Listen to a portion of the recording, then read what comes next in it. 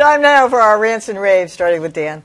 I have a rant for Michael Wolfe, the author of Fire and Fury. I had been kind of with him. I mean, his book is not perfect, but it seemed like for the most part it was holding up pretty well. He has suddenly gone off on a bender of claiming that Nikki Haley and President Trump have had an affair. Oh no, he never named Nikki Haley. But he never said it. Why would you say that I said it? I never said it. Right. It's just smarmy and awful. And he's been called out on it by Joe and Mika, a few other people. Eric Wemple of the Washington Post has been absolutely on top of this. And frankly, it's disgusting. Yeah. I think it might make us reassess his book, unfortunately. All right. Great. Joanna. So I have a rant about the State of the Union address. There is a time-worn tradition dating back to the Ronald Reagan era of putting regular citizens up in the gallery and pointing them out. There's even a name for them. It's called the Skutnik, after the first guy. Ray Skutnik. Yeah, So this year there were a whole lot of them. Some more kind of politically toxic than others, but probably the most touching one, besides the boy who wanted to put flags on the graves of veterans, was the officer Ryan Hollitz from Albuquerque, who met the pregnant woman on opioids and decided to adopt her child. Beautiful story. Guess where it came from? CNN. I actually saw it live on CNN. It stopped me in my tracks. The origin of that story was that someone nominated him for their Everyday, it was called something like Everyday Heroes program. Where Fake news. Yeah. It must be fake news. Yeah, well, that's the thing. It's only fake news if it doesn't serve your political purposes. Yeah. So it just kind of goes to show that the mainstream media has a purpose even for the President of the United States. I got to say, I love the Skutniks. Because invariably, there's a stark contrast between the authenticity and sincerity and positivity of the real people that are introduced, contrasting with the swine who are speaking or in the gallery. Yeah, I like them too. I like them this year. All right, John.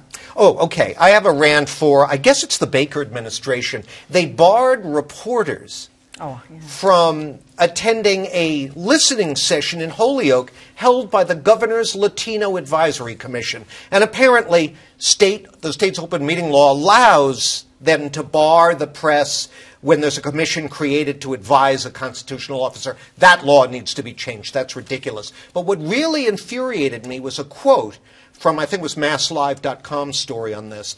A Springfield city councilor said he was for keeping the meeting private. The decision was made so people would feel comfortable speaking freely without being documented. Well, if you're going to speak to a public issue or a set of public issues, but what you have to say can't stand the light of day, you really ought to shut your mouth. And the governor shouldn't be listening to that garbage. He was supporting that. And if the public was invited in, they did break the open meeting law. Yeah, well, good. Let them pay. All right, Dan Lothian.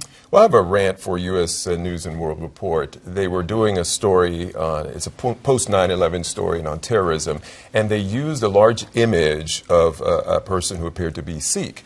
And, immediately there was a lot of messages tweeted out there from the Indian community saying this is something that they've been trying to fight now for so long. There have been cases where pictures, photos after 9/11 came out and people were attacked. There were a number of cases that were confirmed that they were attacked and hurt. And so they call them out, and U.S. News and World Report did not put out a retraction or correction or anything. They simply replaced the picture and moved on, essentially claiming that they had kind of made a mistake. And I think, these are sort of things that point out the lack of diversity sometimes within newsrooms where people keep making some of these boneheaded mistakes, and they need to stop. Yeah. So.